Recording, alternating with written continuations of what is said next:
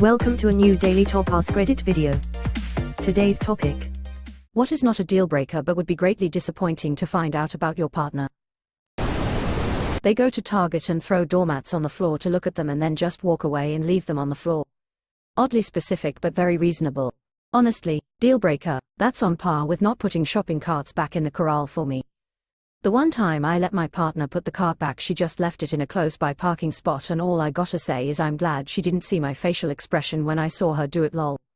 Obviously not a deal breaker since I married her, but I will always judge people out loud who don't do it. Aldi got it right with their quarter system, kinda forcing you to put it back. When you're watching a TV series together and he or she watches an episode without you. That's a betrayal.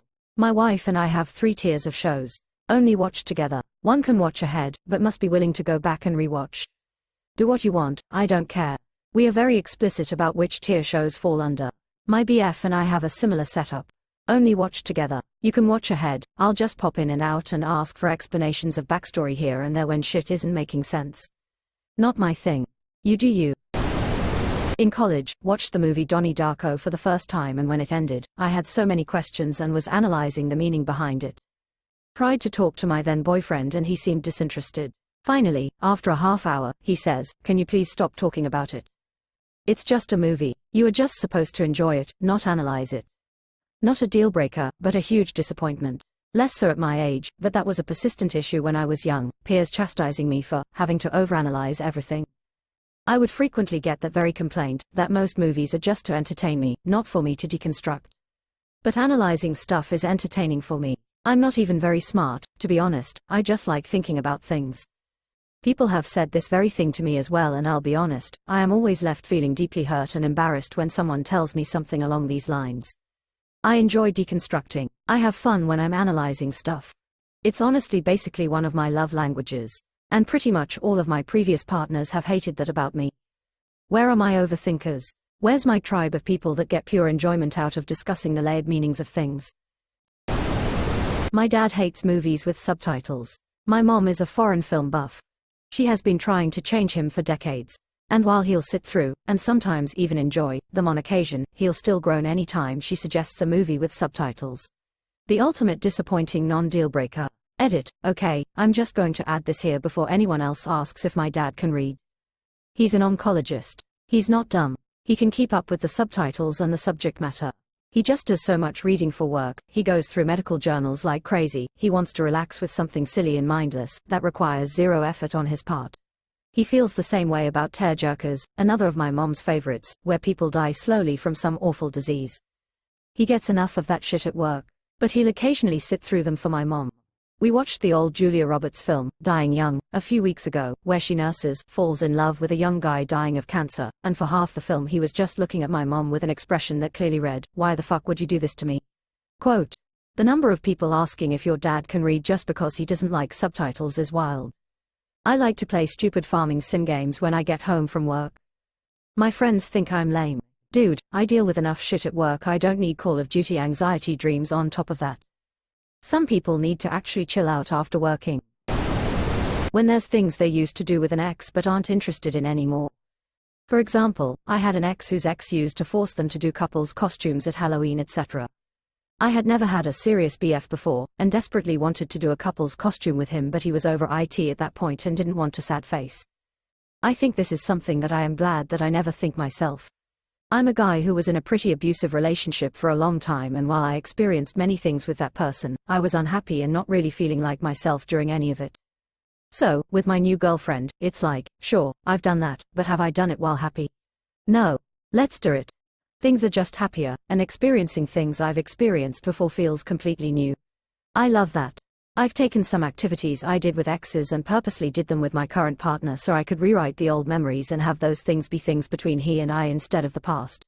My ex sucked and cheated a bunch.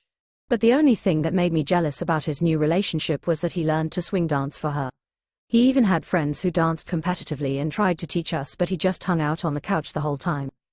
God, my ex is doing something similar with a game I wanted to play. There were a lot of games we both enjoyed, and I explained to her this new one that was coming out, but she kept dismissing his cause she thought it looked dumb. But then we broke up and now her and her new BF are playing in all the goddamn time. They run family 5 kiloseconds on Thanksgiving mornings. I have learned to accept the turkey trot and compromise by making sure we do brunch right after with no limit on my mimosa intake. Makes it all worth it tbh. Look, I'll run your little race with you, but I am getting hammered at brunch afterwards. Quote, deal, quote. If they are a sock shoe person and not a sock shoe person. This exists. I'm shocked to my core. Sock to your core. Sleep apnea, I know, it's not anyone's fault, let's get it sorted so we can both sleep though. Untreated apnea with snoring would be an absolute deal breaker for me. I'm not going to lay awake half the night and be exhausted all day because my partner won't use a CPAP. Valid, but also there are plenty of healthy relationships where the partners don't even share the same room.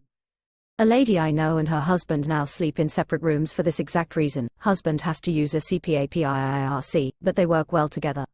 ETA, my parents do this as well. There's not an extra bedroom unfortunately, so mom sleeps on the couch. But they both snore quite loudly and keep the other awake, so they don't sleep together anymore lol. They can only sleep on the same side of the bed as I do and want me to switch sides. My husband and I naturally slept on different sides of the bed and it was fine for years, but we moved into a new house and the bed is facing a different direction, so I sleep closer to the door than the window and I want to switch sides because he was my sacrifice for intruders, but I can't just do that a decade into living together. It's just uncouth.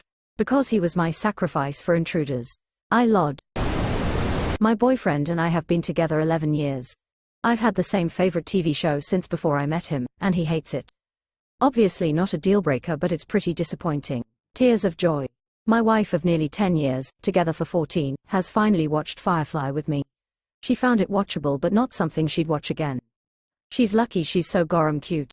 The best thing to ever happen to Firefly was for it be cancelled before it could decline in quality. Fox made a martyr of a show. If they have live, laugh, love around their home. You said not a deal breaker though. I'd rather catch my wife snorting coke out of the pool boy's asshole than have her start putting shit like that in the house. If they don't love music. This is my life. My husband doesn't care for music. I love music, but thankfully he doesn't care if I play it all the time. He just tunes it out. The ironic thing is my husband has a beautiful singing voice, and a very strange ability to pick up sequences of notes he hears in anything and link it to a piece of classical music he's heard once or twice as a very small kid. He can recall song lyrics perfectly and replicate the tunes and shit perfectly after hearing a song once or twice. And I'm pretty sure he has perfect pitch, but he doesn't care enough to test it. All things utterly wasted on him. I can barely carry a tune in a bucket and I adore music. I've played multiple instruments and can read music and have been in multiple choirs, and making music is insanely difficult for me. It just isn't fair rolling on the floor laughing. What if he just likes shitty music? That's a different headache lol. How can someone be that musical and not like music? Question mark. I don't know. I ask myself and him this same question constantly. He just shrugs and goes, I dunno. Just don't. Whenever we go to our local hole-in-the-wall bar, I put on music on the jukebox and he never knows any of it. And I'm not even talking about anything obscure or anything. I'm literally talking about stuff like AC/DC, Queen, Rod Stewart, Bob Dylan, Flogging Molly, etc. He literally does not care about music at all. When you plan to watch your favorite movie together at the theaters but they already seen it with friends. Right. That one stings for some reason. Like I've been talking about seeing that movie for weeks and you went without me. Question mark. This happened with my ex with Pitch Perfect. He did not want to watch the first one. I finally convinced him and he loved it. He went and saw the second one with some female coworkers and didn't even mention it until we were making plans for a weekend and was like, oh, I already saw it, but I guess I'll see it again. I'm still mad about it. I think a lot of people started writing in deal breakers instead of disappointments. Most Askreddit threads end up boiling down to, Redditors, just start complaining about whatever you want. Ignore the question entirely. What classic rock musicians are mostly considered one-hit wonders, but are actually underrated? Quote, well, not classic rock, and not a one-hit wonder, and not underrated, but Kanye West sucks. 5,000 upvotes, 430 child comments. Picky eater. Oh god, fucking years of my life having to have fucking bland shit because my ex didn't like this or didn't like that. All the passive aggression that came out when I made something different for myself and or the kids, even though I can make something for myself, which invariably meant box spaghetti and canned sauce. I'm dating someone with celiac right now, which you would think of as restrictive, but compared to actual pickiness it's like being launched into skies of culinary freedom. Edit typos. Seriously, my mom is married to a picky eater. I used to date someone with a serious, anaphylactic peanut, tree nut allergy. Even that was less restrictive than trying to eat at a restaurant with my stepfather. My ex was not only picky in terms of the food he liked, but also had Michelin standards for every meal he ate, homemade or not. My love language is cooking for others, but dating him sucked the joy out of it for me. Even if I could find a meal with only ingredients he liked, he still wouldn't be excited over the food. And the restrictions felt impossible to predict. Hated all fish and seafood but loved caviar. Loves regular yogurt but despises Greek yogurt. It was like navigating a minefield. I despise that kind of attitude. Feeding people like that is just a waste of effort and ingredients.